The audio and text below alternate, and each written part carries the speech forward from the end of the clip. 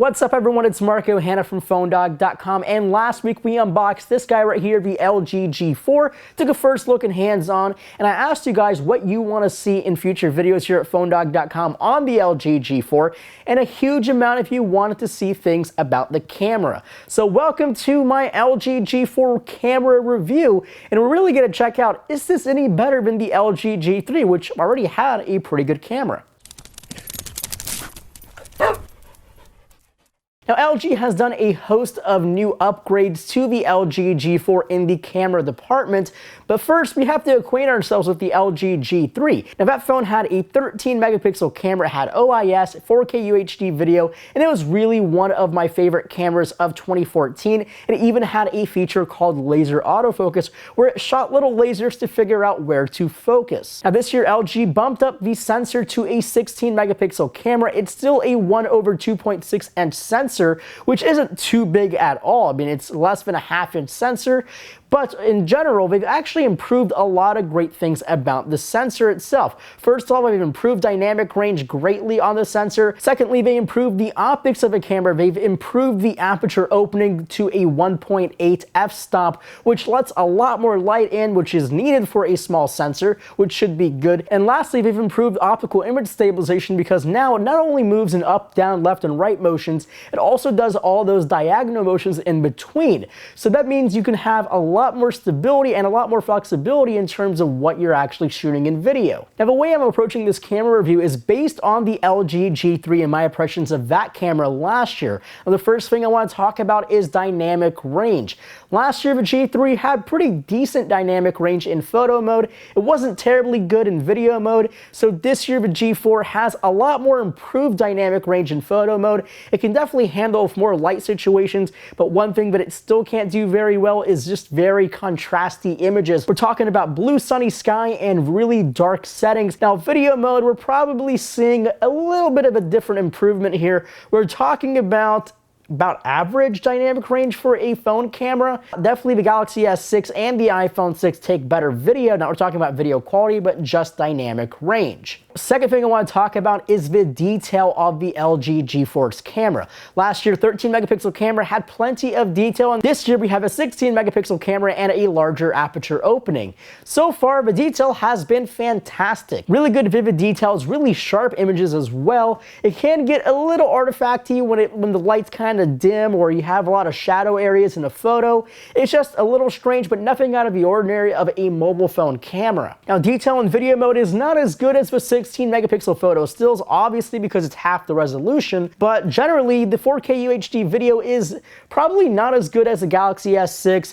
Definitely better than the HTC One M9, and definitely better than the last generation LG G3. Now, the optical image stabilization has also been improved on the LG G4. As I mentioned, it now works in really all directions, and one thing that I've really noticed, especially in video mode, is it definitely moves quite a lot, and it looks really robotic. Now, this is nothing out of the ordinary, again, because, well, the Galaxy S6, the iPhone 6 Plus, and the Galaxy Note 4 all kind of suffer from the same thing of having really strange looking OIS stabilization. Now, you really can't defeat it because, well, the actual lens is moving up and down, left and right, and that's just what happens when things move like that. Now, it does result in pretty smooth video. Now, if you have it on a tripod or a monopod, or if you're going handheld and have very stable hands, it probably will do very well. But if I'm just like walking down a kind of bumpy path in the middle of the forest, we're kind of looking at some strange looking video as you're looking at it right now. It kind of looks just robotic. It definitely works better than the LG G3, but it's just not as fine-tuned as something like the Galaxy S6 and S6 Edge. Next thing I want to talk about is the improvement of laser autofocus. Now, that was debuted with the LG G3, and it incorporated a laser system to kind of send little beams and figure out the distances between the camera and the object to set autofocus, and this year it is lightning fast. Kind of, excuse the pun, because lasers, lightning, lights, and all that kind of stuff. But anyway, it works really fast. But the only thing thing that I don't like about the LG G4's camera in terms of the autofocus system is it makes some really strange noises.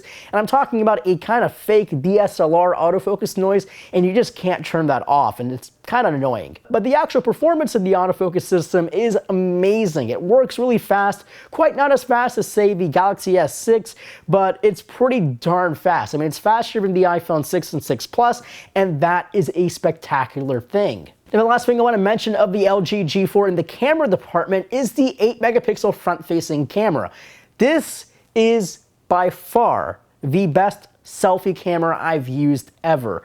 It really, really is freaking good. I mean, I'm not even sure how it's really good. It's an 8 megapixel front-facing camera, and it takes amazing selfies. The detail in the photos is just really good, and I think a lot of people are going to be extremely happy with the quality of the front-facing camera. Now, to kind of sum all of this up, the whole camera system on the LG G4, which means the 16 megapixel rear-facing camera and the 8 megapixel front-facing camera, are both superb cameras. Rear-facing camera is fantastic, maybe not as good as the Galaxy S6, but freaking amazing in terms of quality. 4K UHD video is really good, 16 megapixel photo stills are really good, panorama, slow motion are really good, the laser autofocus system is really good, the OIS is a little robotic, but still works really good wonders on your 4K video, and in general, it's a big improvement over the LG G3, and it definitely is kind of a thing that makes you kind of itch and say, I freaking want to get the LG G4 if you already own an LG G3, because I think